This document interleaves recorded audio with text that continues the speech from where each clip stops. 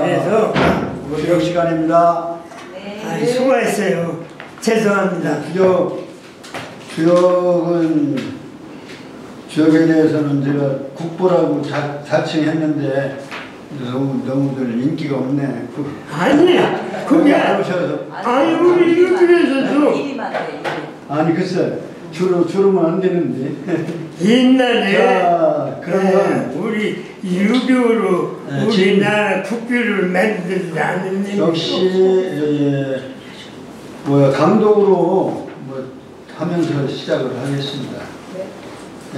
우선 강독이라고 하는 얘기부터 소개하고 설명을 해야 되는데, 이 말씀원변에 이게 얼굴 굽잖아. 마찬가지예요. 이쪽은 나무목을 하면 얽어서 무엇을 만드는 것. 그러니까 말을 얽는다 이런 얘기. 말을 얽는다는 얘기는 논리와 연결해서 말을 한다. 예, 외울 강자라고 하고요. 이 독자는 말씀원변에다가 말로 뭘 하냐면, 이게 이쪽에는 매매할 때 팔매자예요. 팔매자예요. 살매자는 선비사가 없어요. 선비는 돈이 없으니까 사지를 못하니까 선비사자가 있으면 팔아먹는 사람이죠. 재산을 파는 사람은 선비고 사는 사람은 선비는 사지를 못하니까 살매자는 선비사자가 없어요. 그렇게 해서 이해를 하셔요. 그래서 판다는 얘기는 말로 지식을 파는 것이 독이에요. 그러니까 읽을 독, 말로 읽어내는 것이고 내놓는 것이고, 강은 말을 얽어서 하는 것이 강. 얽는다는 것은 이거와 이것을 붙들어 매고 점 매고 붙들어 매야만 얽히니까 말을 붙들어 맨다는 얘기니까, 이거와 이 말과 저 말을, 또는 이 말씀과 저 말씀을 이렇게 얽어서 하는 말씀을 강이라고 한다. 하편이죠. 하편 몇 장인가요? 7장? 8장?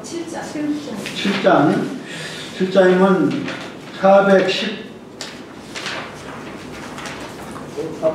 409쪽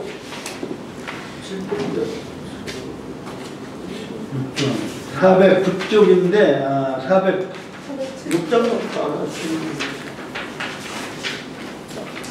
6장까지 하고 7장을 지금 할 차례인가요? 네.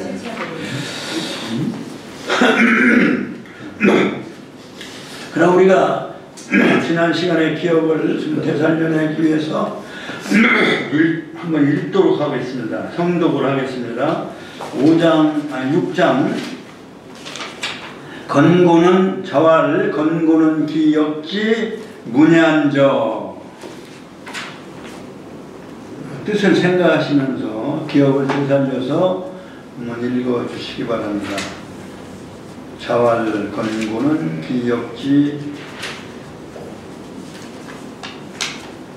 406쪽. 책이 없나요? 여분이 없어요. 안 가주신가요? 안 가주셨어요? 지금 뭐가 기록책. 5장인데 그게. 기록책을 보시자고. 나는 이걸 가주셨어요. 오토바이가 가져갔어요. 여기까지가 노노책이 있으셔요. 이걸 보면 무는 제 5장이라 그거는 또 뽑고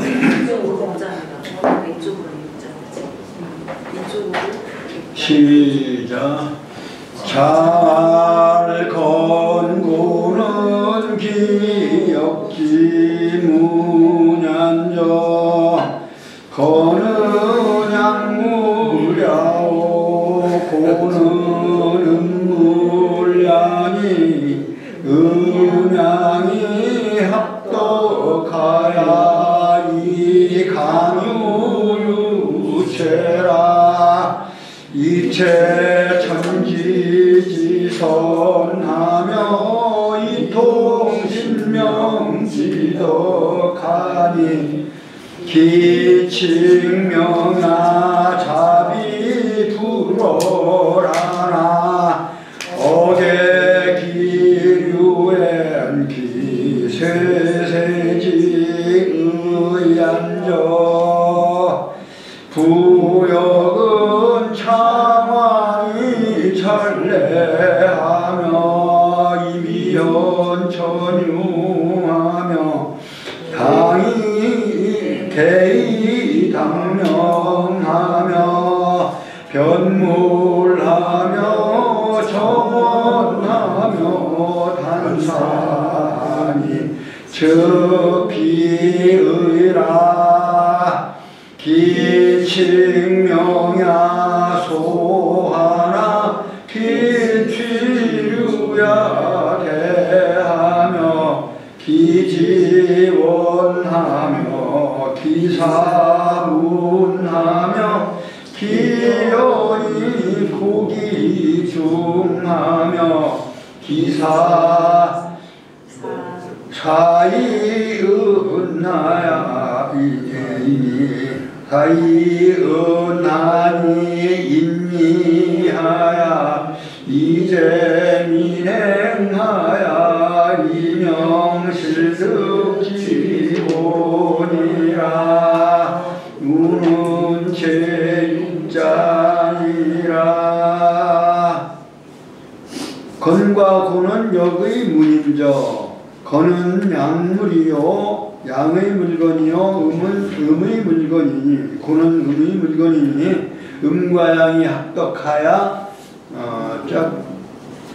도덕적으로 합하여져서 강과 유가 몸체가 되고 그것을 채로 해서 천지가 이렇게 가려져 있으며 신명의 덕에 통하는 그것으로서 통하게 되나니 그 명칭은 비록 그 이름이 명칭이 일컬어지는 것이 비록 그 표현이 비록 잡이 불을 잡되나 그러나 그 한계를 넘지 음과 양의 한계를 넘지 아니하니 그러한 그 이치를 넘지 아니하니 어계기류의 그 양은 양, 음은 그 종류에 따라서 그 상고하면 거기에 그 관계되어진 원관에 있어서면 그것이 말하자면 없어지는 그러한 그 상황, 막다른 골목에 가서는 쇠세의 의가 세상이 끝난다는 그런 의미가 있는 것인저 그 부역은 주역보다 주역을 더 넘어선 후세역까지를 말하는 것이다 그랬죠.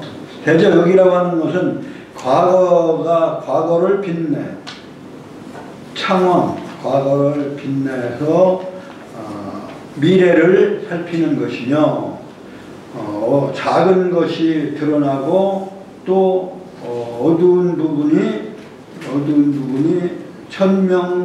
천명되며 전개되어져서 이름에 해당되어지도록 지어 나타나며 사물을 분별하면서 말을 바르게 하며 또한 그 말씀을 언과 사는 좀 다르죠. 언은 구두로서 하는 말 또는 하느님이 뜻으로서 전달되어지는 말씀 전체를 말하는 것이 언이라고 한다면 사라고 하는 것은 이제 문장화되어진 말씀 위주로 한 것이다. 다 같이 신을 받은 왼쪽은 받을 숫자고 오른쪽은 매울 심자 써서 입십이라고 해서 하늘을 세웠다. 즉 말하면 시간을 종적으로 보아서 하늘이 내려주는 것으로 보아서 그것을 근거로 해서 깨달은 것을 말하는 것을 말씀이라고 한다. 그래서 이것은 문장화해서 하느님의 말씀을 문장으로 옮겨진 말씀을 사라고 그러네. 단이라고 하면 판단입니다. 그러니까 그러한 말씀을 문장으로 써서 판단을 해 놓았으니 그렇게 했으니 역은 다 갖추어진 것이다. 기칭명야 그 명칭을 일컬으는 것이 작은 아마 미세한 쪽 작은 것을 말하나 기취유예요. 기취유예. 그것은 같은 종류, 같은 유를 다 취급하고 크게 말하면 그러니까 미시적으로 말하면 모든 종류를 다 잡고 말하는 것이고 거시적으로 말하면 크게 말하면 그 뜻이 멀리까지 가며 그 말씀이 아주 빛나서 문장이라 할 때는 그 빛나며 문체가 있으며 그 말씀이 여기서는 기록한 말씀은 기사고 원래 해진 육성의 말씀 그것은 사실은 성인의 말씀이죠. 그러니까 그 말씀은 고기 중 곡은 뭐냐면 곡진하다 구부러진 데까지 다 이렇게 보는 것입니다. 그러니까 굽어져 있는 안 보이는 데까지 다 구부려져 있는 데까지를 다 그래서 샅샅이 이런 얘기 샅샅이 다 안 빠진 데가 없이 이게 그게 곡이라고 하는 것이죠. 그러니까 빠진 데 없이 다 방방곡곡 이런 얘기나 마찬가지로 곡자가 방방곡곡 할 때 사실 구분대까지 이런 얘기입니다. 그 구분대까지도 언급이 되어 있고 또 그리고 그것은 적중되어진 아주 이건 중짠 적중하다 이치에 맞는다 틀리지 않는다 이런 얘기입니다. 이치에 적중을 하게 한 말씀을 남기셨으며 기사 사이은하며 그 일이 사라고 하는 것은 벌려져 늘어져 있는 늘려져 나열되어 있으되 거기에 또 드러나지 아니하고 숨겨져 있는 것까지 이렇게 그 일을 포함하고 있으니 인리하여 이제 민행하며 이 둘로 인해서 즉 말하자면 양적인 작용과 음적인 작용 그 가진 두 이자죠. 그 둘로 인연을 해요.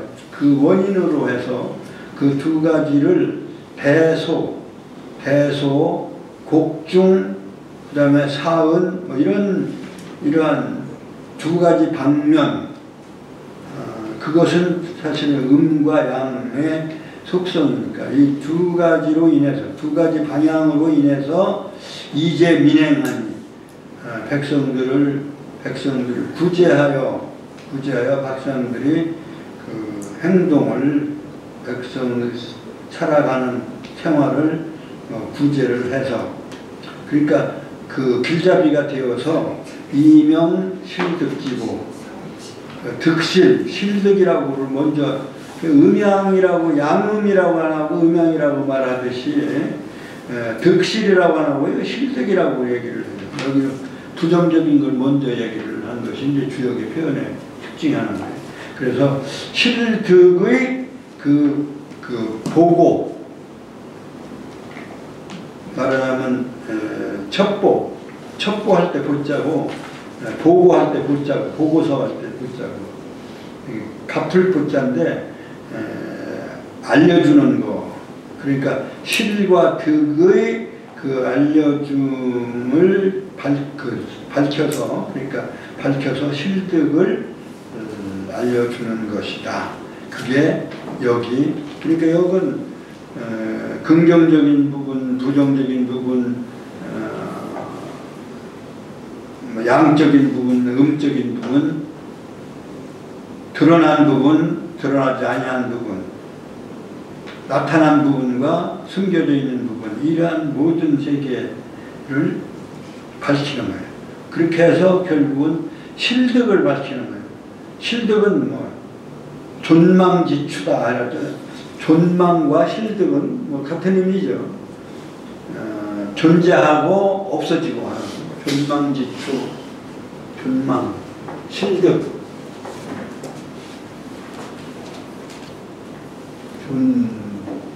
존망과 실득.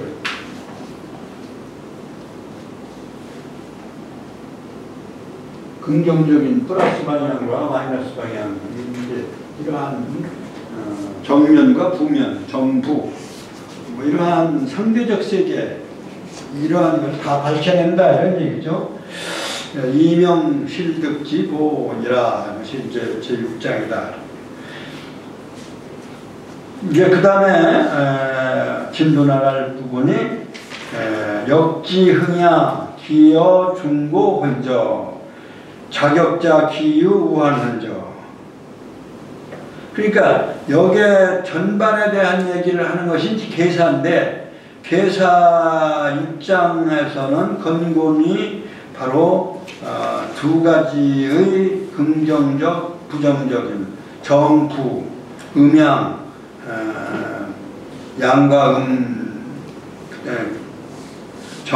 정면과 부면, 플러스와 마이너스, 이러한 양면적 세계의 문이다라고 한 것이 이제 6장의 얘기라면, 7장은 여기 언제 이게 일어났느냐, 발흥되었느냐 또는 중흥되었냐, 가운데 중자, 중간에 일어난 것들은 중흥이라고 하고 처음에 일어난 건 발흥이라고 하고, 일어난 것, 나라 흥한 것, 흥한다고 그러죠. 흥국, 나라가 흥하다, 망하다. 그 흥이라고 하는 것은 역의 이론이 이렇게 발전되어진 걸 말합니다. 역의 발전되어짐이 기여 중고 혼저. 중고가 상고, 중고, 하고 뭐 이렇게 본다면, 고대를 상고, 중고, 하고로 본다면 중고 시대다. 그러니까 이게 연대로 말하면은 아마 그러니까 지금으로부터 한 이 중고를 한 4,5천 년 전, 다시 말하면 복그씨가 역을 처음 써서 하나, 그것을 중고라고 본 것 같아요. 그러니까 역의 일어남은 언제냐?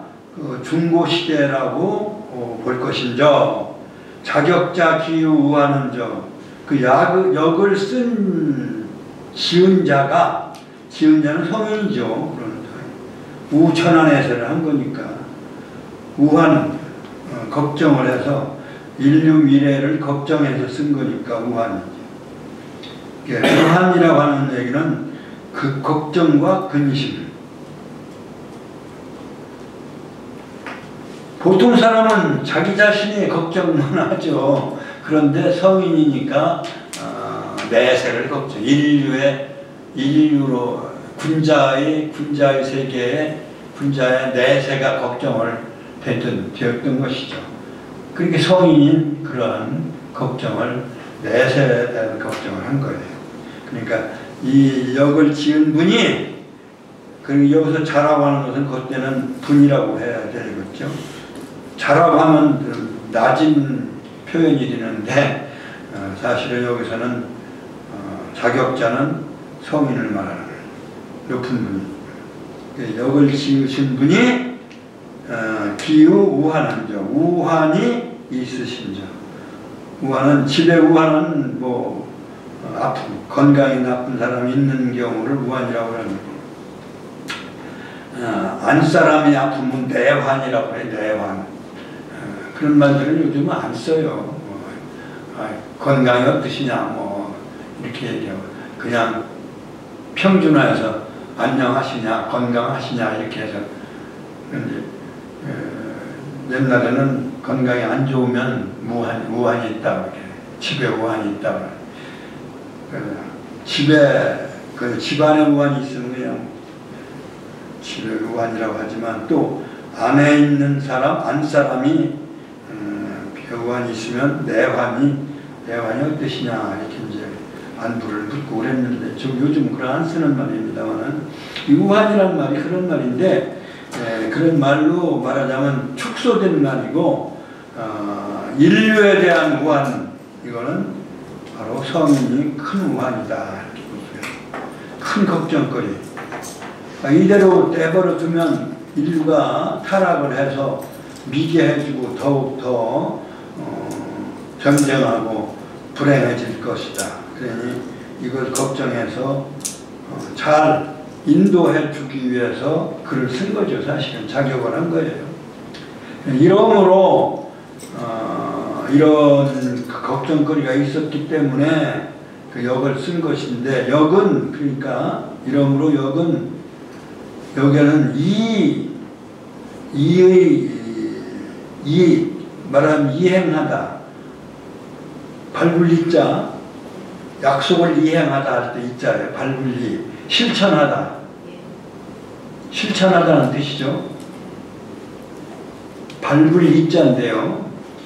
그래서 실천해온 내력을 쓴 것을 뭐라고 하냐면 이력서라고 하니 이력서에 이자가 무슨 이자인지도 모르고 쓰는 사람들이 많아요. 그냥 이력이라고 하는 말, 이력이라는 말의 글자를 좀 알아야 그 이자 활용을 할 수 있고 다른 글을 쓸 수 있는데 요즘 이제 한자 교육은 나는 필요한 정도의 한자는 교육을 해야 된다. 한자가 우리 거니까요, 사실은. 원수인이 우리 거니까. 이런 얘기를 하는 사람 없어요, 별로. 원래는 한자 뿌리가 어디냐면 은나라의 갑골문이다 이런 얘기입니다.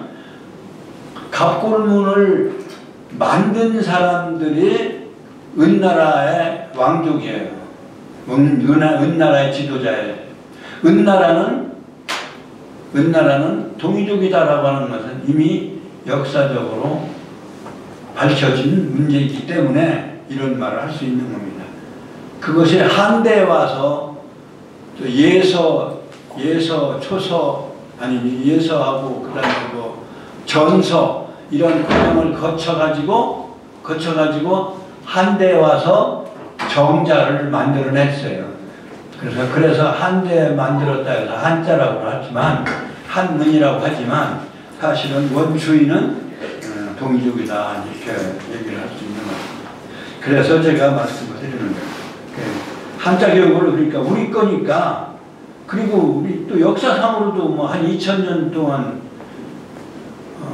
신라 시대부터 따지면 근 2000년 동안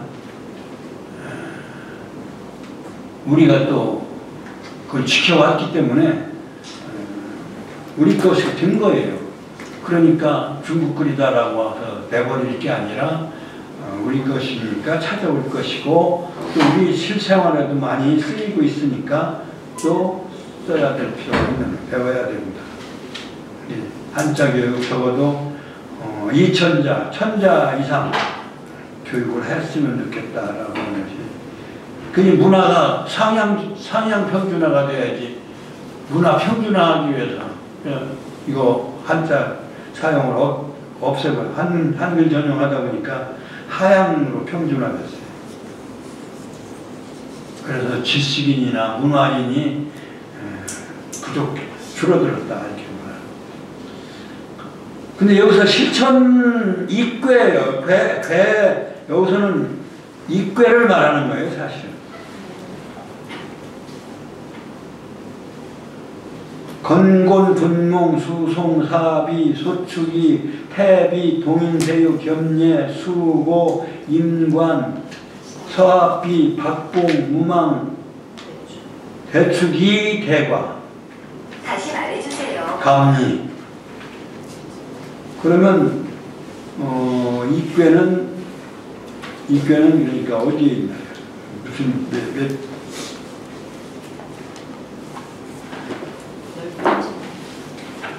이대과 감리. 거기에 이꾀가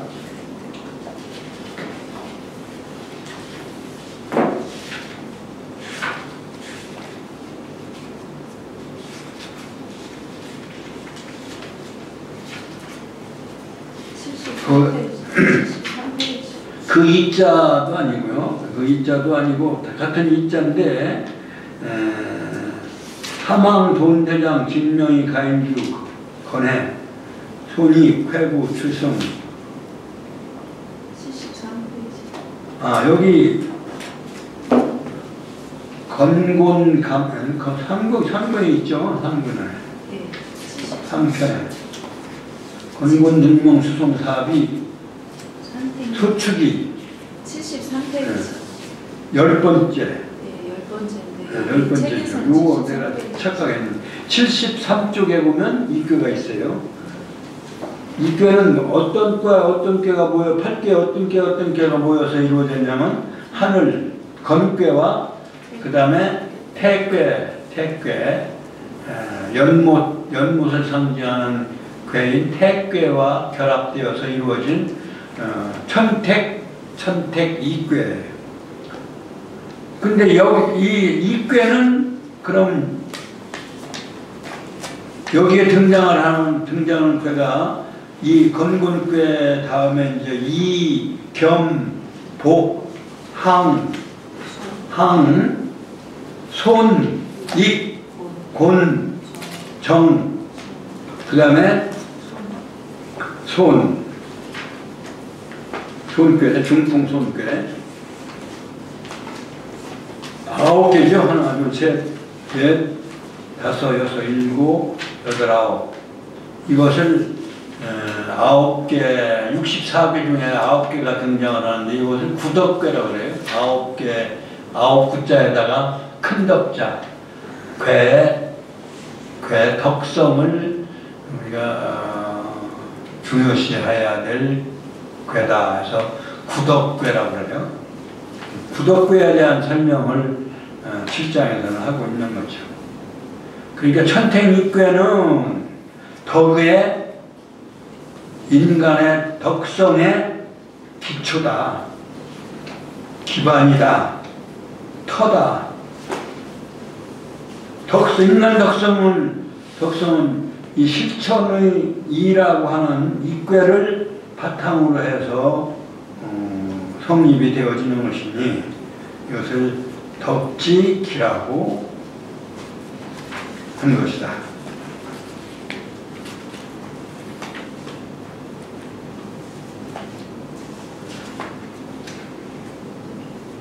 그러니까 여기서는 원래는 이제 천도인 건도의 성인지도, 건은 성인지도예요. 성인지도를 바탕으로 해서 말하자면 9개의 작용 논리를 괴해서 말씀하신 거예요. 그 9을 우리는 작용수라고 얘기를 한 이유도 여기에 있다 볼 수가 있어요. 채십, 용구, 열을 하늘의 그 근본 뜻을 정신을 바탕으로 해서 우리가 그것을 받아서 쓰고 있는 거예요. 살아가는 것이죠. 그러니까 그것을 살아가는 작용의 수는 구라고 하는 수다. 그래서 채십, 용구원리에 그러니까 최건 용구덕 이렇게 말하세요.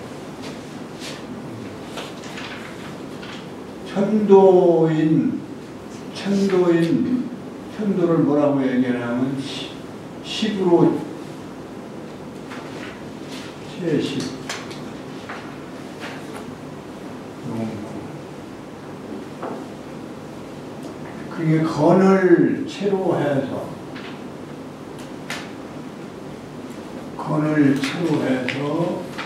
여기 구덕을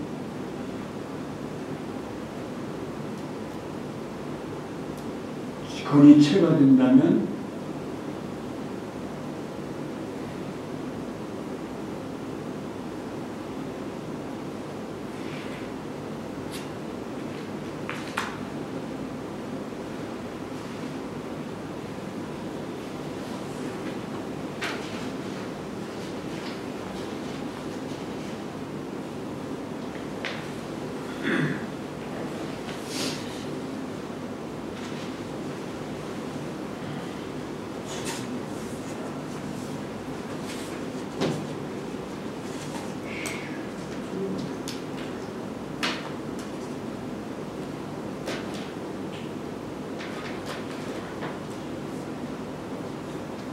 그런 의미가 있는 거예요.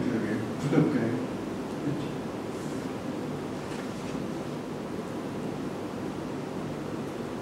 괴사하편 제7장. 제7장은 건을 채로 한 성인지도가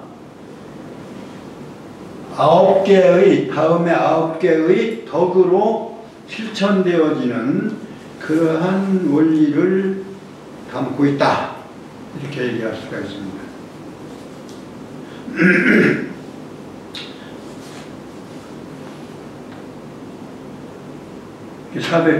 409쪽에 407쪽 15 이름으로써 그러니까 이꾀는 천택이꾀는 그러니까 천걸꾀가 있지. 이꾀는 그 천도를 실천하는 거예요. 사실은 성인의 가르침으로서의 천도를 성인이 가르쳐 주신 건도를 실천하는 기초가 되는 것이다. 그것을 실천하는 것이 덕인데 그 실천의 기초가 되는 것이다. 실천의 덕을 실천이라고 하는 이유는 요게 지금 한 사람 인변이 아니라 두 사람 인변이라. 두 사람 인변이라고 하는 것을 이 두 사람 인변은 복수를 의미하는 거예요. 복수는 함께 어울려 생활하는 거, 삶을 영위. 그러니까 개체를 얘기하는 게 아니라 하나의 집단으로서 인간을 얘기해요. 여기서 열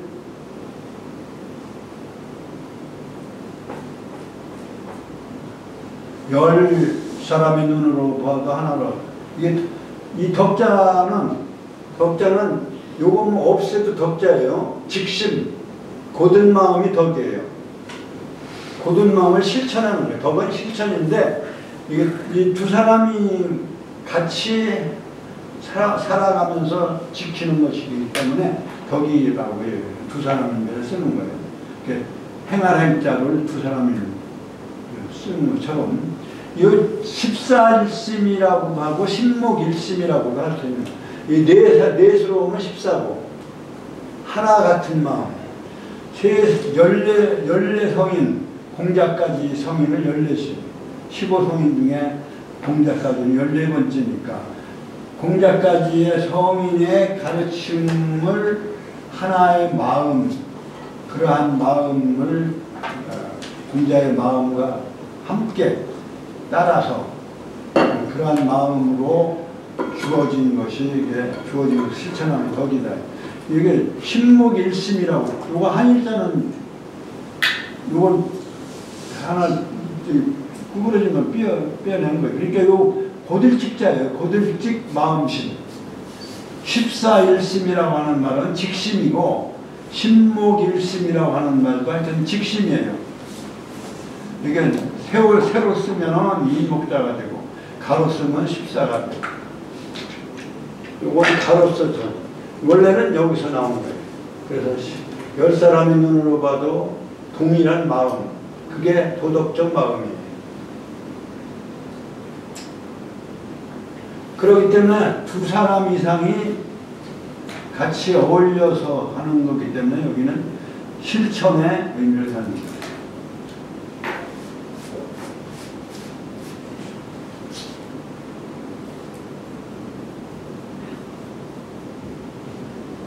실천의 의미를 갖는 거예요. 그러니까 덕은 실천을. 그러니까 이 관계의 그 성인 지도를 이 9개로서 실천하여 쓰는 건데 그것을 하나하나 이렇게 의미를 부여하신 것이 요 장에서 얘기하는 시고로예요. 그러니까 실천하는 이꾀는 덕의 기본이 되는 것이고 지상경괴 15번째 15번째에 놓여진 꾀인 경괴는 덕의 기둥이다. 이게 자루경자예요. 자루가 없으면 못 쓰는 거죠. 뭐든지 무슨 현장이든지 자루가 없으면 못 써요. 그러니까 중요한 거죠. 맷돌에 자루가 없으면 그게 어처구니가 없다라고 하는 말이라는 거죠. 어처구니가 맷돌의 손잡이라는 거예요. 맷돌 못 본 사람들도 많을 거예요. 지금도 안 되네요. 지금 우리가 사는 세대가요, 변화가 가장 많은 시대예요. 좋죠. 그러한 시대에 살고 있는 게 우리가. 참, 이 변화를 어떻게 잘 극복하느냐 하면 선진국이 되고 훌륭한 나라가 될 것이고, 잘못하면 그냥 그걸 잘 극복, 지금까지 잘 해온 거예요. 지금 훌륭한 지도자를 만나서 그게 무슨 유신이 무슨 독재란 그렇게 안 했으면 우리가 이렇게 살겠어요? 나도 그때 학생이라서 학생 시절이라 데모도 하고 해봤지만 지나가 보니까 선견지명을 가지고 잘하신 거예요. 이거 성군이요. 성군. 훌륭한 대통령이 하나예요. 또 그때 그 전 대통령이 이승만 대통령이 길잡이를 안 했으면 김씨가 손에 저렇게 살 거라고 지금. 우리가 고맙게 생각해야 돼요. 사실은 민주화는 먹고 살아야지 민주화지. 그러니까 민주화는 그 다음에 그러니까 그 다음쯤 김대중 대통령을 훌륭하다 말라나 몰라. 그 같이 그쪽을 더 훌륭하다 하면 안 돼. 하지 않네. 그러니까 이제 그 자루가 중요한, 기둥이 중요한 거예요. 어처구니가 없으면 안 돼. 어처구니 없으면 안 되니까 그 맷돌에 손잡이가 없는 걸 어처구니 없다. 요거 시간 많이 걸리겠네요. 그래서 여하튼 한 줄 했네요. 한 줄 반. 교수님 쉬었다. 네. 한 줄 반. 그러네. 요거 하여튼 해석하고요. 설명은 좀 이따 하더라도, 쉬었다 하더라도 해석하죠. 경괴는 15번째 13경괴는 덕의 자루고, 자루경자 또는 기둥이라고 해도 돼요. 그 다음에 복괴는 24번째 건가요? 지뢰복괴는 덕의 근본이요. 그 근본 본자나 이런 것도 나무목자 변했어요. 자루병자도 나무목자서. 다 이게 상징적으로 글자를 만드는 거예요. 나무의 씨를 표현해 놓은 것이 분자다. 그 다음에 열매를 표시한 것이 열매는 열십자가 열매 아닙니까? 그렇죠? 그 열매를 크게 위에다 붙여놓은 것이 나무에 위에 붙인 것이 뭐예요? 그게 본자의 반대 말이에요, 말. 본말이라는 게 전부 나무를 상징해서 본말이라는 말이 생겼어요. 본말이 전도되어 있다. 본은 아래에 열매가, 씨가, 이건 씨예요. 씨가 아래에 그려져 있고 열매로 맺어서 크게 열매로 나무 끄트머리에다가 열십자를 크게 한 거는 그건 말이라는 얘기예요. 그래서 본말. 말이 끄트머리라는 얘기예요. 아직 열매가 끝까지 다 자라지 않아서 작은 것 상태는 아직 안 된 거예요.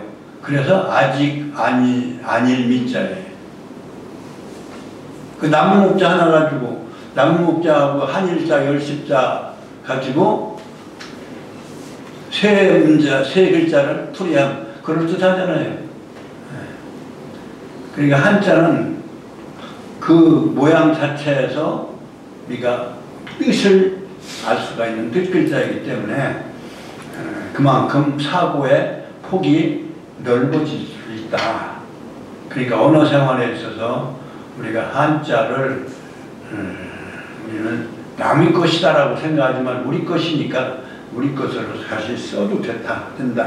뭐 한글로 써도 되기는 되지만 또 같은 글씨를 가지고도 뜻이 달라질 수가 있기 때문에 또 어휘를 풍부하게 하기 위해서는 우리가 배우는 게 좋겠다 하는 생각을 하는 거죠. 뭐 국민들 전체가 다 깊숙하게 다 배울 필요는 없어요. 학자들이 하도 되고, 그러나 최소한도는 뭐 한 천자, 몇백 자, 몇백 자라도 교육을 시켜야 언어 생활도 풍부해지고 의식도 적어지고 도덕적인 이러한 느낌도 좋아질 게 아니냐 이렇게 생각합니다. 지뢰복귀는 24번째 덕의 근본이에요. 그 다음에 함괴는 함괴 다음에 그러니까 32번째 꾀가 함괴죠. 함괴는 장남장녀로 이루어진 꾀, 뇌풍함괴다. 뇌는 장남이고 풍은 장녀예요. 뇌풍이 자연물 중에서는 우레와 바람이 만물을 흔들어 깨우면 그때서 만물이 눈을 뜨기 시작한다. 그래서 사실은 시작을 의미하고 장남장녀가 문명을 깨우쳐준 것이 함괴예요. 그래서 성인괴다. 소남소녀 거기에 대해서 장남장녀가 성인이면 소남소녀는 뭐예요? 소남소녀는 군자다. 그렇게 돼 있어요. 인격적으로. 그래서 군자 소남소녀가 결합되어진 괴가 바로 그 함괴의 바로 직전인 31번째인 함괴. 다함자예요. 다함자. 다함자는 합한 상태를 유지한다 이런 의미를 갖는다 이런 얘기를 여러 번 했습니다. 다함자는 이 함자예요. 이 함자는 합할 합자를 옆으로 쓴 자예요. 요거는 이제 창과자예요. 창과자. 그래서 창은 뭐를 의미해요? 창은 전쟁 문화에서 창은 외적으로부터 보호해야 된단 말이에요. 이러한 상태를 외적으로부터 보조를 세워서 이 상태를 유지하는 거예요. 합한 상태를 유지하는 거예요. 그러니까 이게 다 함께 이런 얘기, 함께 할 함. 합한 상태의 다 모두 다라는 모두 함자예요. 모두 함. 그러니까 소남소녀가 결합돼요. 소남소녀가 어떻게 결합해야 제대로 결합되느냐면 여성이 위로 올라가고 남성이 밑으로 내려와야 그게 합덕된 제대로 된 결합이에요.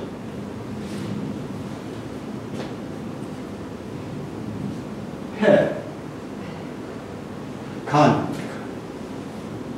아니, 그렇죠? 네. 간태를 합덕이라고 하는데 우리가 보통 간태라고 하는데 간태가 합덕되려면 간상년, 손하절, 태상절. 이건 뭐예요? 자연물로 말하면 이건 산이죠. 그 다음에 이 아래는 못이란 말이에요. 뭐.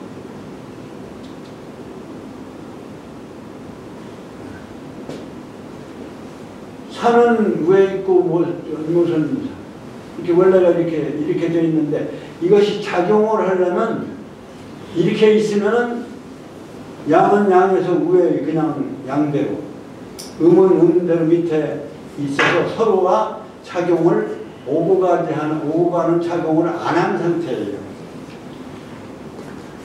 작용을 하려면 이게 뒤바뀌어야 되는 거예요.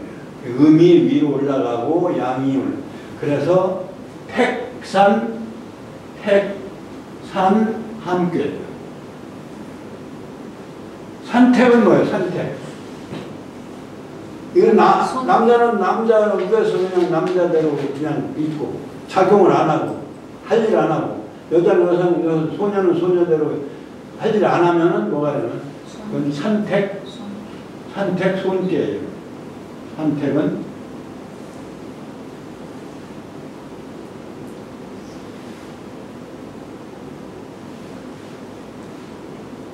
손에 간다는 손께. 손께도 두 개 되어 있는데요. 산택, 손께. 택산, 함께고. 그러니까 택산이라고 하면 양은 양이 아래로 작용하고 음은 위로 작용해 올라가서 서로 교통이 이루어진 상태이기 때문에 택산, 함께예요. 그래서 부부 군자의 모델이고 부부가 잘 조화롭게 이루어진 그러한 가정의 모델이 택산 함께예요. 그래서 성인 군자로 따지면 여기는 군자죠. 그런데 그 군자는 누구를 모델로 하고 살아야 되느냐면 성인을 모델로 하러 살아야 하기 때문에 그 다음번 32번째 성인의 모델인 뭐예요?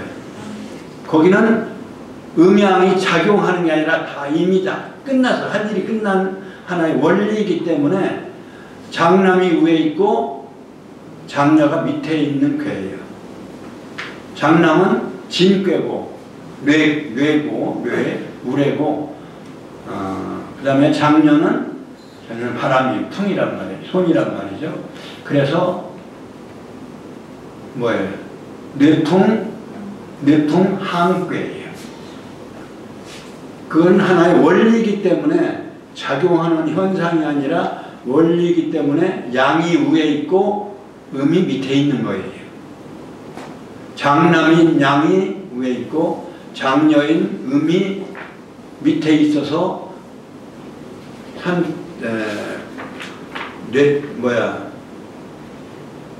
뇌풍 함께다.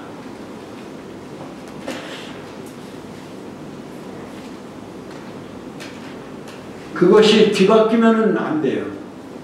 뒤바뀌어도 물론 뭐 작용을 하겠죠. 그런 그 현상적인 작용으로는 성인 지도가 어떠한 영향을 주느냐? 이익을 주는 거예요. 이익, 작용을 하면 이익이 되는, 작용으로 바뀌면 이게 뭐가 되겠어요? 뇌풍이 풍내계가 되는 거예요. 작용의 현상의 원리를 말하는 것은 양이 위에 있고 음이 밑에 있는 하나의 원리고, 실제 작용하여 현상적으로 변화되어 가는 것은 음이 위로 올라가고 양이 밑으로 내려오고, 그렇게 작용이 돼. 작용하려면 그렇게 작용이 이루어져야 되는 거거든요. 그래서 난자와 정자가 만나잖아요. 아래에서 내려오고 위에서 내려오고.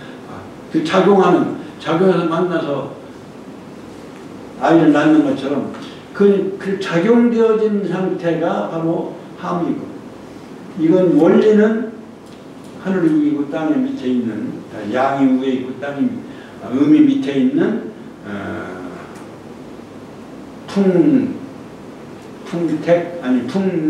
풍내 입괴 더할 때, 이 산택손이라면 풍내 더할 때 손입괴가, 그러니까 그것은 10수 다음에 배치되어 있어요. 그래서 그것을 10수 원리에 의해서 배치됩니다. 뇌풍은 분자의 모델인 성인지도라고 하면, 그것을 써먹으면 인간에게 이로움이, 그 성인지도를 쓰면 그것이 작용으로 이롭게 받아요. 이것은 택사는 함괴인데, 이건 작용되어진 현상이니까 분자요 함이고, 이게 음양 합덕이 이루어지는 거예요. 근데 산택으로 이렇게 양은 양대로, 음은 음대로 현상이 그렇게 서로 관심도 없고 작용도 없으면 손괴라는 거예요. 그렇게 요것은 41번째, 요건 42번째. 그러니까 31번째에 상하가 바뀐 산택이 손괴는 41번째. 그 다음에 32번째 하경의 두 번째. 하경의 두 번째인 뇌풍 항괴는 성인지도는 42번째 풍내 입괴로 배치되어 있다. 그냥 넘어갈 수 없는 10수 사이클이 거기에 작용을 하는 거예요. 그러니까 주역의 이치는 상당히 다양하고 깊고 막 크다 이렇게 말하죠. 그 항괴는 상당히 중요하잖아요. 그러니까 덕지 고체다 이런 얘기예요. 굳어진 하나의 조형물이다. 모델이니까. 그래서 굳을 꽃자를 썼다고 해요. 인류 도덕적 모델을 보고 조각을 하고 조소를 하잖아요. 그럼 그건 굳어져 버린 거예요. 그것이 하나의 모델인 거예요. 그러니까 성인지도는 하나의 모델이요 고체다 이런 얘기예요. 활용하는 게 아니에요. 활용되어지면 이건 풍내 입괴예요. 입괴 모습이에요. 그러한, 그러니까 덕지고라고 해야 돼요.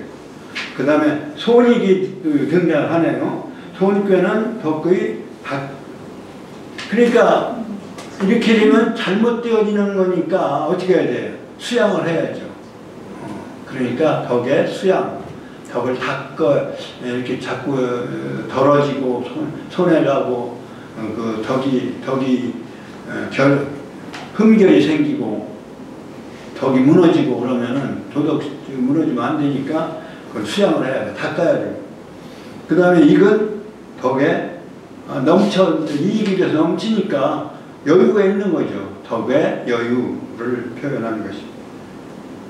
그 다음에 47번째 괴인 곤괴는 덕의 분변이다. 어떻게 되면 곤하게 되고 어떻게 되면 그렇지 않고, 그러니까 그 곤이라고 하는 건 나무가 말하자면 무슨 꽉 막힌 공간 안에 나무가 갇혀 있는 모습이에요. 그게 나무 곤할 곤자예요. 나무가 이렇게 좀 터진 데가 있어서 자라서 나가야 되는데 꽉 막혀 있는 거예요. 사방이 꽉 막혀 있는데 나무가 그래야지. 나무를 심어 놓으면 그 나무가 잘 크겠어요? 아주 곤하죠. 피곤하죠. 그래서 곤자를. 그래야 글자 한자 상당히 합리적이고 재미있잖아요. 그러니까 이거는 왜 그런가? 분별을 할 줄 알아야 돼. 덕의 분별. 곤하게 된 분별. 그 다음에 수풍정괴는 덕지 지하라. 그러니까 샘이라고 하는 것은 모든 생명이 수분을 필요로 하는데 그 수분을 샘 속에 해주는 것이니까, 그러니까 덕의 그 경지, 덕의 벌판이 되는 것이죠. 덕의 터전이 되는 것이고, 그 덕지 지하라. 덕지 지하고, 이 손자는 중풍손에 바람으로 이루어진 장녀죠, 장녀. 장녀로만 이루어진 괴가 중풍손괴인데, 손은 덕에 바람이라고 하는 것은 크게 불면 이게 쓰러지고 그러니까 그것을 제약을 해야 되는, 넘치거나 또는 넘어지는 것을 미리 막아서 제약을 하는 덕의 제라고 이렇게 표현한 거예요. 그리고 이 9개 괴가 그러한 덕의 9가지의 기본 요소인데,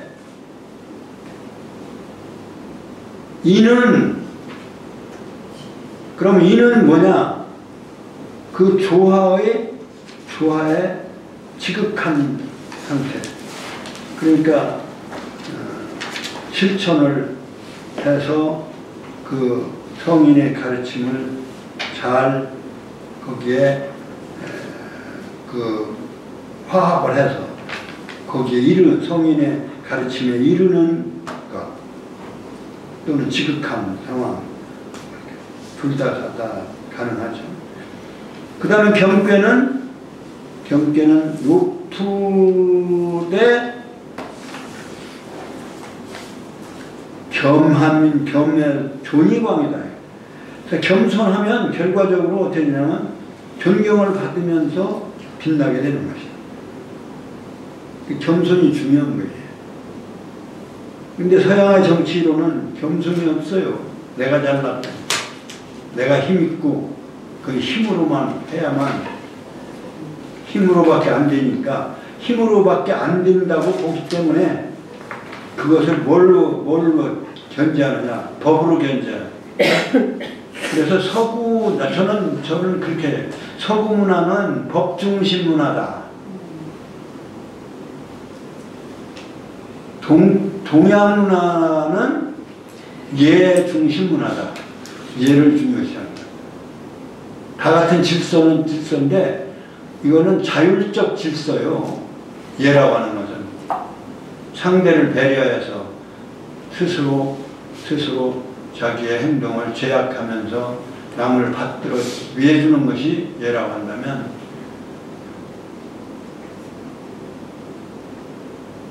힘으로 보기 때문에 힘을 견제해야 되는 거예요. 그래서 서양에 뭘로 견제하냐? 약속으로 너와 너는 이렇게 하고 내가 이러할 때는 너는 이렇게 하라. 근데 법이라고 하는 것은 하나하나의 행동, 하나하나의 이익에 그 법을 하나하나의 그 행동 하나하나를 다 규제를 하려면 법 걸려 못 살 정도일 거예요. 법은 그러니까 저 법이 그렇게 생활이 복잡할수록 사회가 발달할수록 법은 더 많아지는 거예요. 그 지켜야 할 건 더 많아지는 거예요. 그러니까 법 중심 문화는 힘으로 오기 때문에 그런 거예요. 힘으로. 질서는 힘으로밖에 안 된다라고 생각하기 때문에 그렇기 때문에 뭐 발전하려면은 법 중심 문화가 발전할 수 있겠죠. 그러나 궁극적 이상적인 세계는 아니다. 이상적 세계는 오히려 예중심으로 자각되어진 인격체의 그 조화로운 모습으로서 평화와 그 행복이 이루어져야만 더 훌륭한 사회가 아닐까. 그런데 현실적으로는 법도 필요하고 법은 필요한 대신에 도덕은 필요 없는 것이 되어서는 안 된다.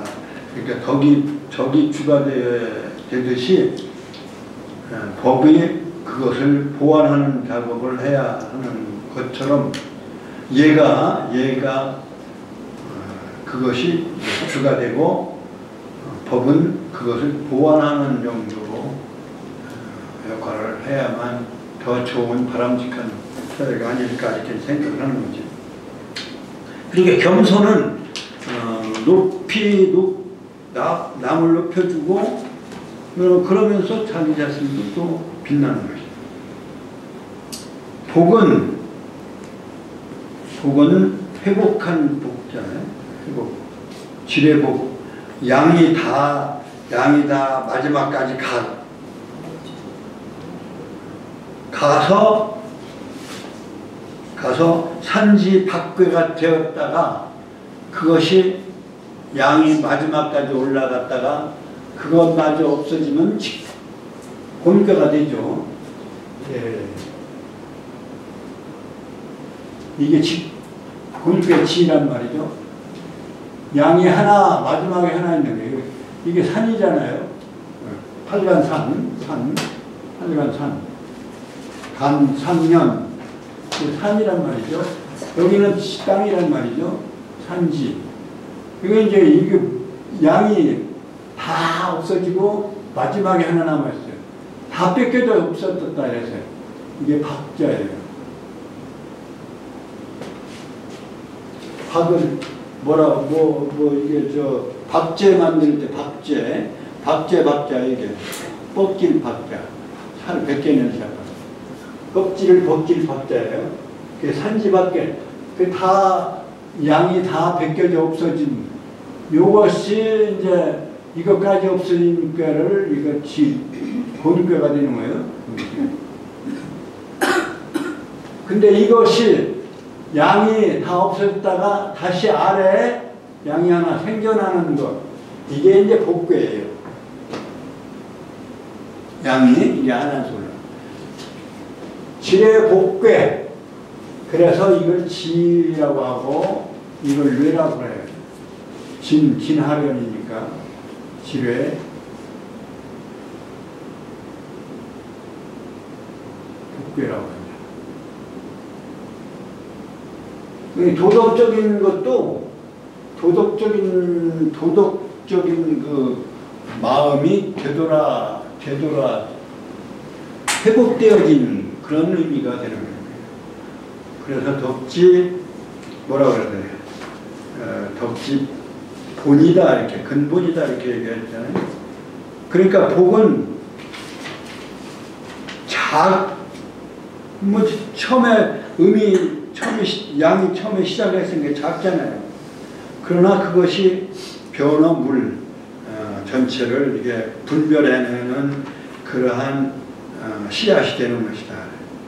그래서 복은 소위 변화물하고 항은 자비불량하고 항괴는 잡되어 섞여 있지만 말하자면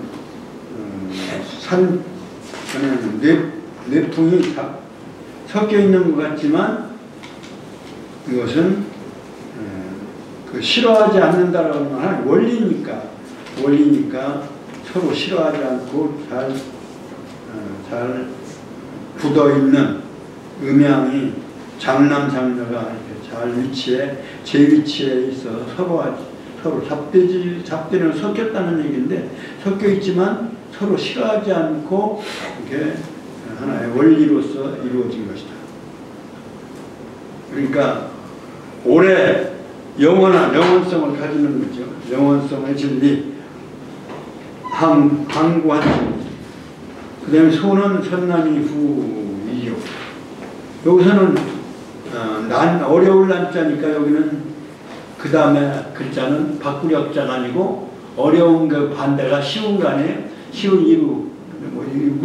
이 문장을 이해하면 그냥 무슨 자가 알 수 있어요. 그러니까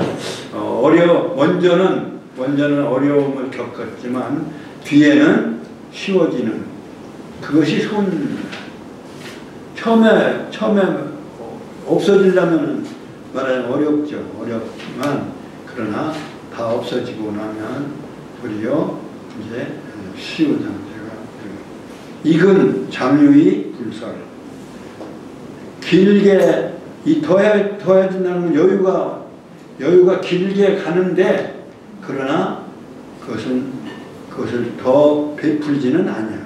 그것도 한계가 있게 마련이다. 그래서 더 베풀지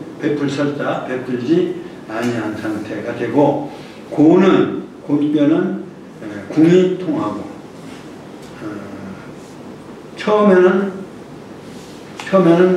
곤하니까 곤궁하다 할 때 우리가 이렇게 쓰죠. 곤하고 참 피곤하고 삶이 피곤하고 또 궁색한 사람을 곤궁하다고 그러네. 곤궁하다 처음에는 그러다가 나중에는 통하게 마련이다. 영원히 궁한 게 아닌 거니까 세상이. 그러니까 고는 궁하다가 통하게 되고 정은 거기 소위 그 샘물이 거기서 나오지만 그곳에 있지만 그곳에서 살지만 이런 얘기 거기소 그곳에서 장소 그곳 기소 산다는 동사가 앞에 와 있으니까 그곳에서 살고 있지만 옮겨진다. 샘이 나오면 샘은 옮겨지게 마련입니다. 그래서 그러한 덕성이기 때문에 땅에 이렇게 퍼지는 거예요. 덕지치라고 했잖아요. 그러니까 대지에 이렇게 스며드는 것이 샘의 물이 대지에 퍼져서 덕의 땅이다 이렇게 얘기하는 거예요. 소는 칭이 은하니라. 소는 바람을 의미하는 거고 풍을 의미하는 이건 이제 풍은 소원을 의미하는 손뼈는 이게 또 공경하는 거예요. 공경도 의미해요. 공경하는 뜻도 있어요. 공경의 뜻도 그 괴의 이름이지만 그 손뼈는 그 일컬어는 말하자면 그 사업 그 괴가 뜻하는 바를 표명하고 있다. 일컬어는 있지만 그러나 그 속에 그 뜻이 사실은 바람이잖아요. 바람. 손뼈는 바람이에요. 자연은 바람. 바람이니까 바람이라고는 하지만 나타나 있지가 않은 거기 때문에 사실은 칭이 은이다 이렇게 얘기할 수 있는 거예요. 보이지 않으면서 실제는 뭐예요? 그 일을 그 명분을 다 하고 있다 이런 칭이라고 하는 명분을 다 일컬은다 이런 그 할 일을 하고 있는 걸 의미해요. 바람은 그러니까 할 일을 하고 지나가는데 우리가 못 볼 뿐이다 이런 그래서 숨겨져 있기 때문에 은이라고 얘기를 하는 거죠.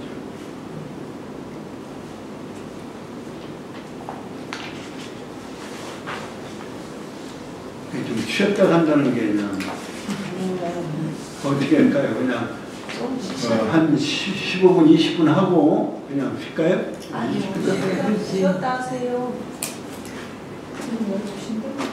그 다음에 그 구독배로서 결국은 인간이 도덕적 실천을 해가는 그러한 하나의 괴의 속성을 마지막에 설명을 해놓은 거다. 그러니까 이행하는 괴, 밟을 이자, 이행하는 괴, 선택이라고 그랬죠? 이 괴는 화로서 행하는 거죠. 화라고 하는 건 함께를 얘기해요. 함께.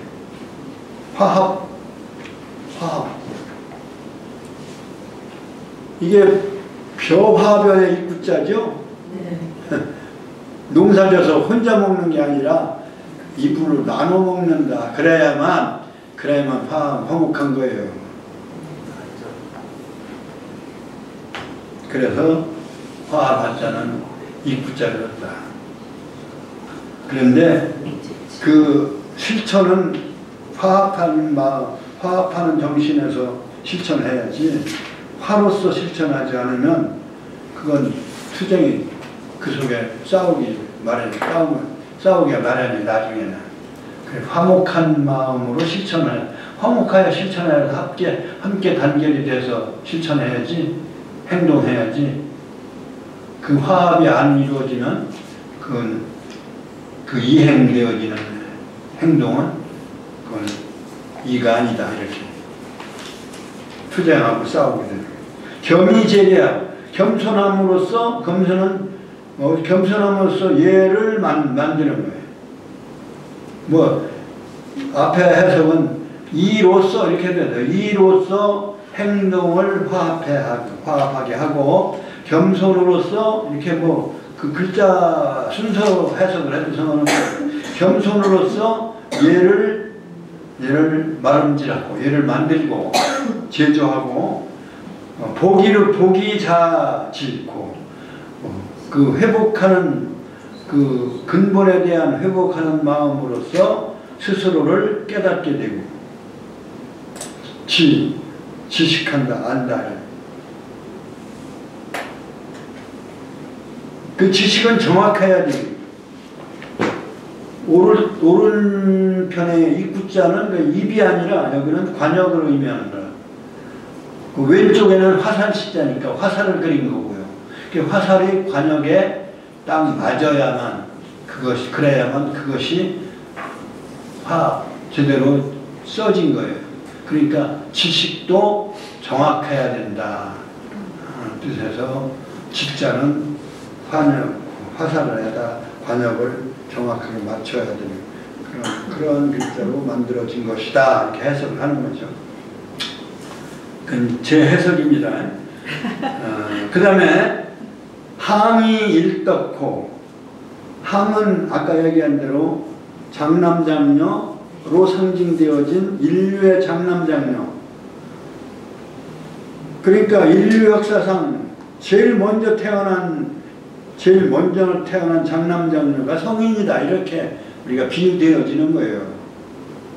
집안으로 말하면 형, 누나가 먼저 태어나 그래야 그 집안이 동생들이 그 다음에 잘 따라서 하는 것이고 그 천지 부모를 대신해 갈 수 있는 집안을 일으켜 갈 수 있는 것이 맏딸이거든요. 그러니까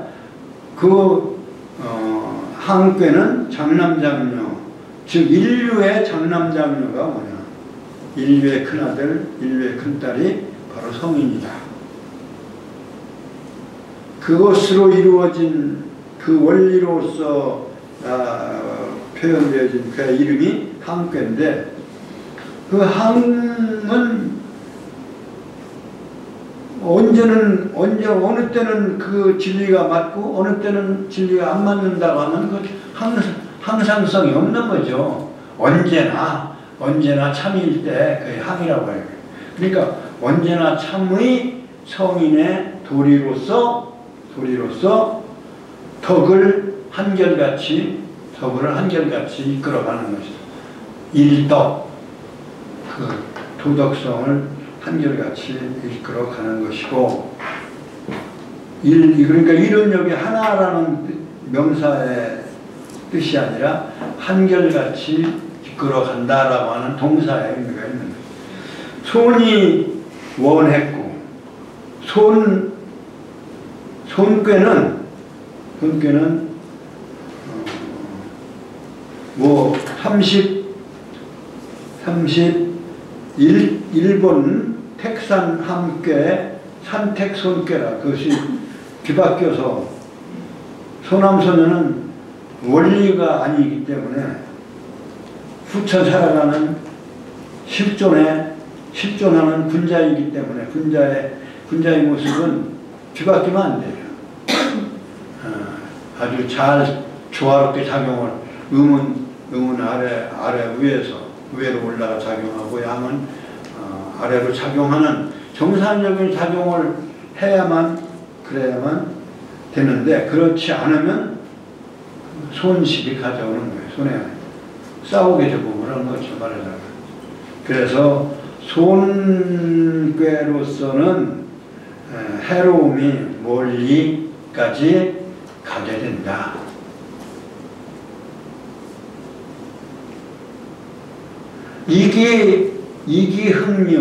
흥이 장남장녀인 원리로서의 장남은 위에 있고, 장녀가 아래에 있는 뇌풍 항괴가 32번째인데, 그것의 10번째를 넘어서 42번째 풍내 입괴가 놓여져 있는데, 풍내 입괴는 바로 그 성인의 원리가 잘 작용되어서 인류가 이롭게 되고 모두가 이로움이,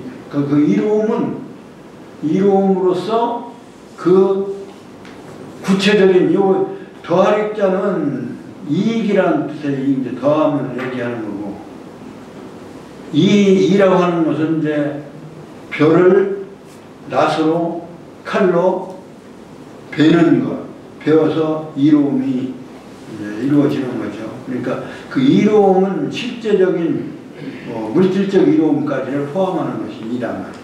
그러니까 이로움을 일으키는 거예요.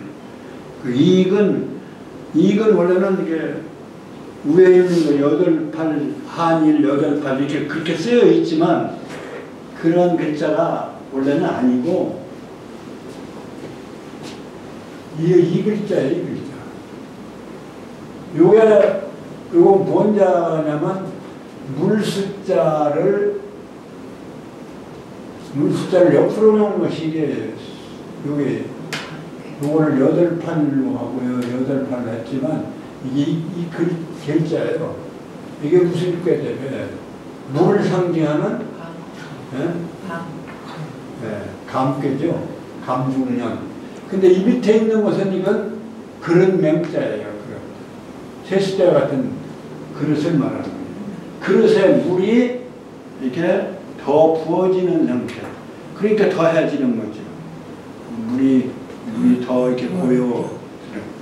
그래서 물수 밑에다 그린 맹자를 쓴 것이 입자다. 더할 입자다. 물을 더해가는. 그래서 익이라고 하는 것은 물은 진리로 이제 비유하면, 진리를 물에 비유한다면, 이제 그 입괴는 진리에 더해짐을 말하는 거라면, 이익이 되는 걸 말한다면, 그다음에 실제적인 경제적인 물질적인 현상적인 이로움은 바로 이로울 이자다 이렇게 볼 수도 있어요. 그렇게 해석을 해도 이거 합치면 이익이니까 이익이 남는다 이익이 없다 있다 할 때 이자하고 익자가 여기 다 나오는 거예요. 이익이라는 뜻이.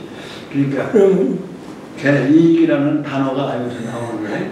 그러니까 말씀하시는 것은 이거로써 큰아들을 이로서라고 이거로써 큰딸을 하려면 어르신 좀 이따 그게 인류의 스승이라고. 네. 인류의 큰아들. 그래서 지금 혼인할 때 큰딸로 태어난 사람은 큰 집으로 결혼해야 한다. 그런 말이 있어요. 지금도. 그럴 듯해요. 예, 그 작은 집으로 갈 수도 있잖아요. 딴 집에 갈 때는. 그래서 이제 여하튼 이익은 꾀가 이렇게 둘 다 익괴도 익괴로서 일을 일으키고 그 다음에 곤이 과원 곤한 것은 뭐 모든 게 이제 곤하다고 하는 것은 피곤하고 그 곤궁해서 그 아주 곤궁해서 빠진 헤어나기 어려운 경지를 곤이라고 하는데요. 이 곤한 곤꾀로서는 뭐라 하냐면 원망을 섞게 그 곤함을 가지고 원망을 줄여갈 수 있는 그 곤꾀의 원리를 통해서 원망을 사지 않고 원망을 줄여갈 수 있다. 적을 꽂자. 그래서 그 원자를 한번 우리가 글자 볼까요? 원자는 전역석자예요. 요건 뭐 칼 이렇게 돼서 칼조자로 이렇게 볼 수 있는 머리를 구부리고 무릎을 꿇은 상태다. 몸기자를 먼저 해보세요. 그러니까 저녁에 무릎 꿇고서 반성하는 생각하는 마음. 저녁에 무릎 꿇고 이렇게 반성해 볼 때 원망스러운 거죠. 뭐 지난은 왜 내가 그렇게 했던가 하는 원망 천지니까 과거는 원자예요. 그래서 곤꾀는 이제 원망을 줄이는 것이다. 원망을 적게 하는 것. 그 다음에 정은 진리의 셈이에요. 사실은 셈은 진리의 셈이다. 그리고 이게 그 정자는요, 글자가 어떤 의미가 있냐면 낙서의 의미가 있어요. 낙서가 9개잖아요. 구궁이잖아요. 1, 9, 3, 7, 그 다음에 2, 8, 4, 6. 그래서 그 다음에 가운데가 5가 있고 그래서 내천자로 더 하나 석삼자로 더 하나 넥스찬자로 더 하나 그 다음에 가위표로 더 하나 그 다음에 열십자로 더 하나 모두가 15이다.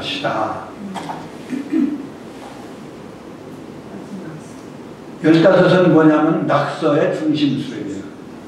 그리고 낙서의 시가 이파리도 시에서 나온 거고 줄기도 시에 나온 거고 뿌리도 시에서 나온 거니까 그 시보에서 벌어진 거예요. 그게 이게 나무 그 시에서 시가 수로 따지면 15인데 그 15이 이렇게 전개되어지는 것이 생장이다 이렇게 부르는 거예요. 생장. 그 15의 시가 15수로 말하면 15성인이다. 그 역사상의 15성인이 그 인류의 씨앗이에요. 그것이 하나씩 한 세대씩 나와서 이렇게 인류 문화를 키워온 것이 바로 인류의 역사다. 문화사다. 성학사다.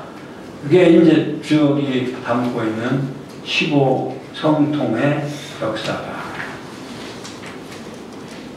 이런 얘기도 정역을 공부하지 않으면 이런 얘기를 할 수가 없어요.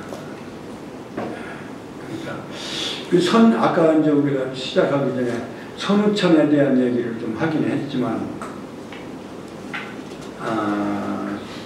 뭐 전에도 했지만, 이게 지금 우리 세대가 선우천의 그 말하자면 변화의 그 핵심 시대가 아니냐 하는 얘기를 내가 그래서 하는 거예요.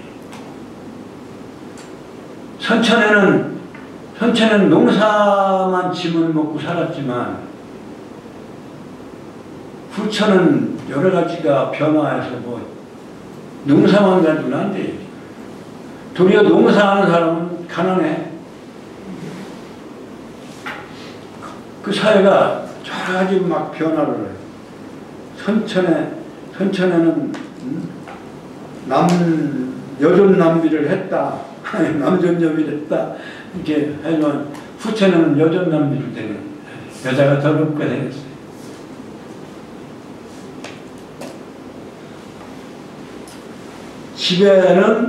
집에는 누가 주인이냐? 사실은 주인은 여자예요. 가정을 버리면 모를까 가정생활을 이상적인 하나의 사회의 사회 조직의 세포라고 한다면, 가정이 깨지면 이제 사회 세포가 많이 붕괴되는데, 가정 붕괴하면 나는 후천이 바라는 것은 가정의 붕괴는 아닐 것이다 라는 기본. 그러면 가정의 핵심이 누구예요? 여성의 핵심이. 그러니까 여자가 더 중요한 거죠. 그래 여존남비가 되는 거죠. 세상이 지금 옛날하고는 180도 다른 게 굉장히 많아요. 그 후천 세계를 얘기를 해놓은 것이 역하고 선맥을 얘기. 선천이 천불이하고 후천이 공천시라고 이런 선천 원리가 나옵니다. 그러니까 이 샘물은 정의 물이라고 하는 것이 정의를 물이라고 하는 것이 올바르게 흘러가는 물의 정의가 옳게 가는 것이지 물의 길이에요. 샘은 그 물을 샘솟게 함으로써 그 물이 가는 길은 올바른 길인 거예요. 진리를 물에다 비유하는데, 그러니까 뭐 사주도 수를 많이 타거나 수일수를 하고 수가 강하면은 그 수가 말하자면 지혜를 의미하는 거기 때문에, 직업도 그 사람은 지혜를 가진 직업을 많이 한다. 이런 것들은 다 이제 지혜 지자, 그러니까 어지린 자는 봄, 그 다음에 오르르 자는 예도의 자는 여름, 오르르 자는 가을, 그 다음에 지혜 지자는 겨울. 그래서 추나 추동, 그 다음에 목화, 금, 수. 그래서 지혜는 수다래요. 그래서 임계, 일육수. 그 다음에 지지의 수는 뭐예요? 지지는 뭐 수가 뭐가요?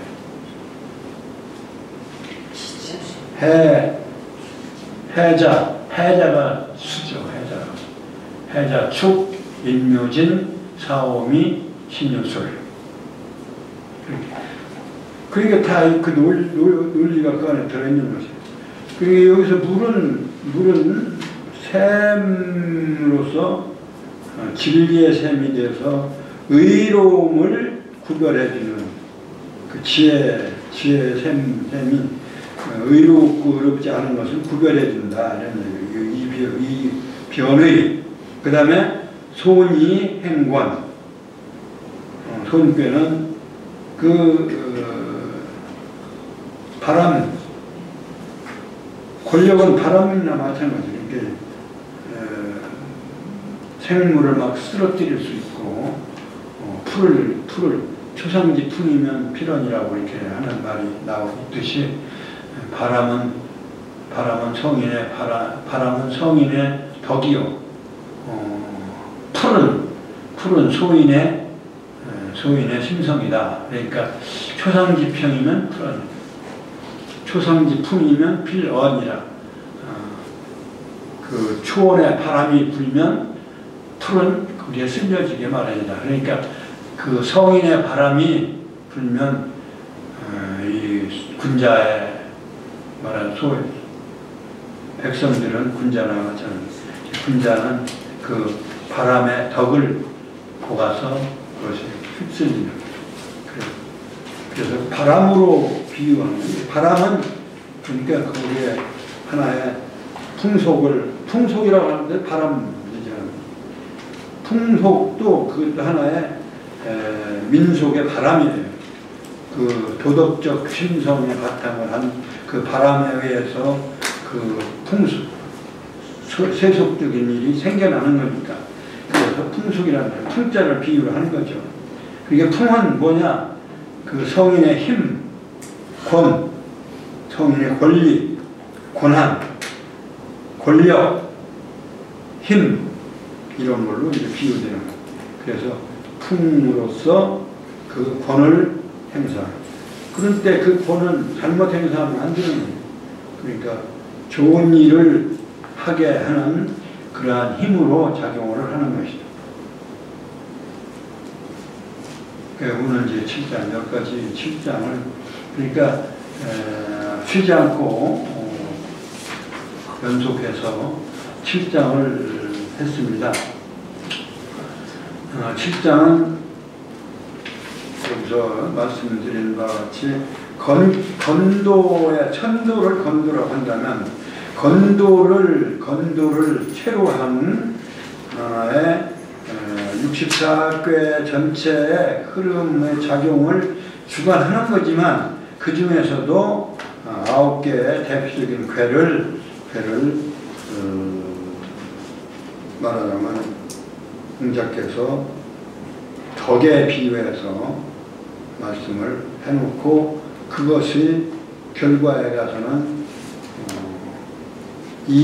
이겸복항, 손익, 곤정, 소원, 이 9개 궤의 궁극적인 어떤 그 결과로서 마지막 문장에다가 그 9개 궤의 결과, 그 구덕이 실천 행해지면 이런 결과를 가져올 것이다 라고 하는 말씀을, 다시 말하면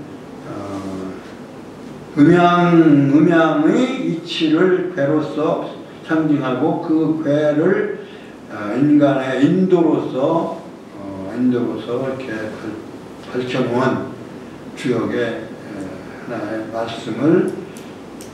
말씀의 한 모습, 한 부분을 구덕으로 이렇게 말씀하신 부분이다, 이렇게 보시면 되겠습니다. 이거 읽어서 정리를 하겠습니다. 성독을 하고 뜻을 머릿속에 생각하면서 역지흥야 시작. 역지흥야 기여 중고문저 자격자 기유하논저 시고로 이는 덕지기야오 겸은 덕지병야오 복은 덕지보냐오 하는 덕지고야오 소는 덕지수야오 이근 덕지유야오 고는 덕지변야오 정은 덕지신야오 지하오 손은 덕지 제하라 이는 화이 지하고 겸은 존이 왕하고 복은 수이 변호물하고 항은 자비 불념하고 손은 선난이 후이하고 이은 덕유이 불설하고 고는 궁이 통하고 점은 거의 소이 전하고 손은 신은혜내라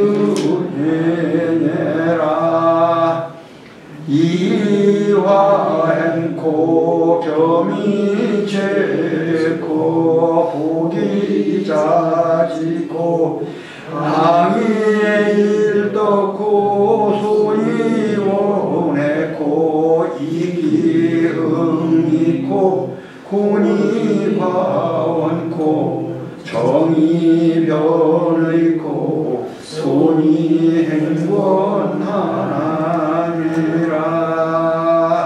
우는 제7장이라 수고하셨습니다. 마치겠습니다.